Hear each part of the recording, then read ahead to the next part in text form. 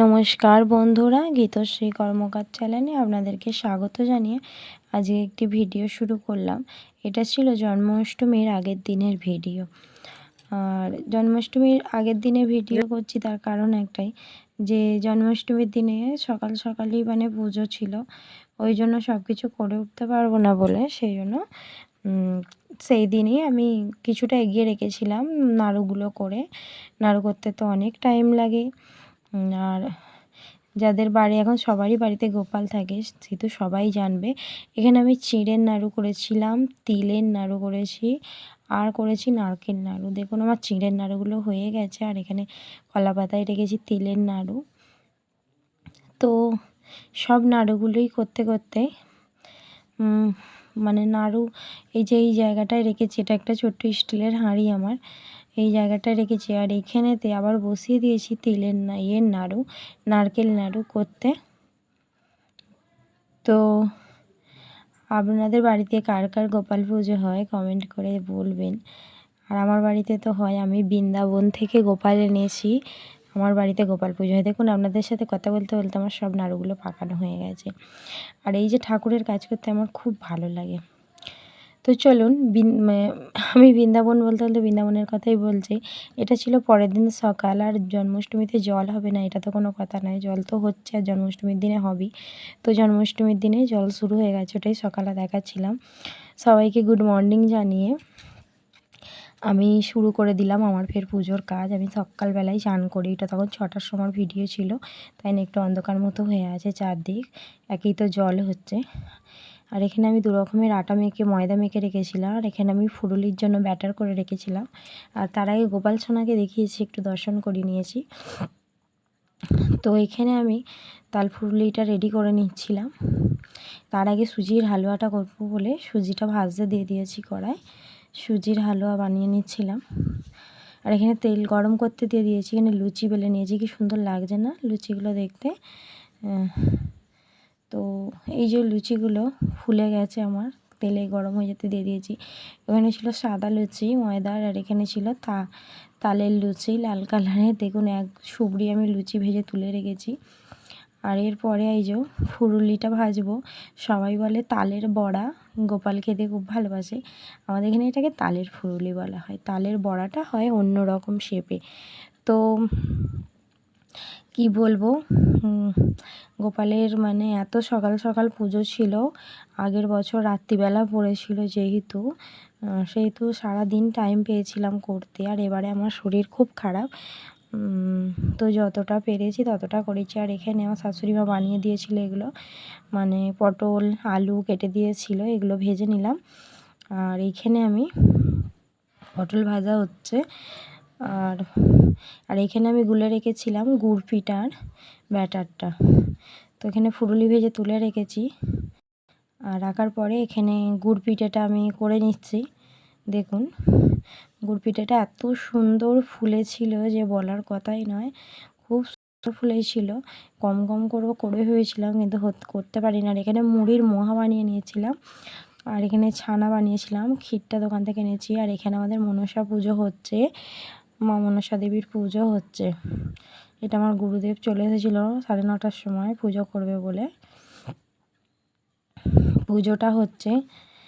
আর এখানে মা মনসাকে দুধ দিচ্ছে। তো কার কার বাড়িতে এরম আমাদের যখনই যা পুজো হয় তখনই আমাদের পুজো দেওয়া হয় এরম।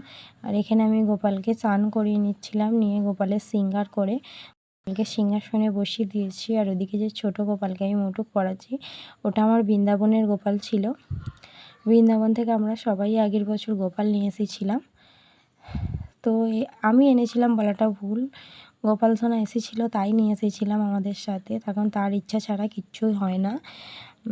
আর এখানে এইটুকুনি আয়োজন করতে পেরেছি, ওটাই আপনাদের সাথে শেয়ার করছি। দেখুন বেশি কিছু আয়োজন করতে পারিনি। আর এখানে আমি কলা পাতার মধ্যে গোপালকে দিয়েছিলাম ফল কেটে 8 রকমের।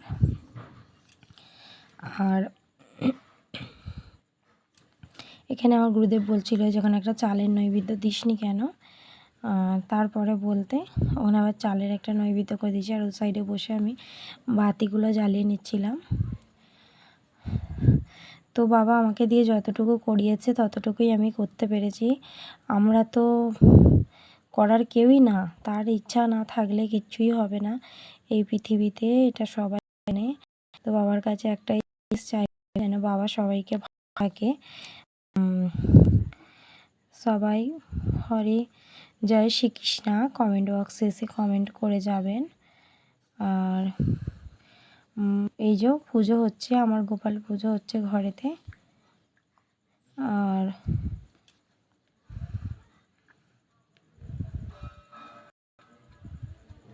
এখানে পুজো হচ্ছে সেটা তো আপনাদের সাথে দেখালাম।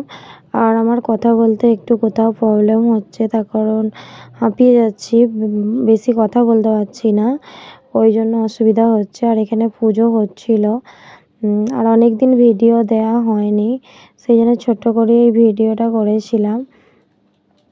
আর কার কার বাড়িতে এরকম গোপাল পুজো হচ্ছে, মানে সবার বাড়িতেই গোপাল পুজো হয়। আমাদের গোপাল পুজোটা হয়েছিল সোমবার দিনে সকালবেলা ওই 9:30টার দিকে। আর কি বলবো, চলুন আপনারা দেখতে থাকুন আমার পুজো হচ্ছে।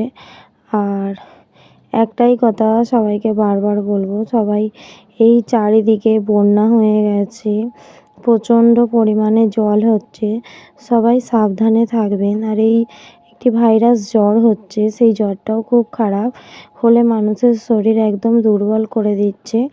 তো সবাইকে বলবো সাবধানে সুস্থ থাকার চেষ্টা করবেন।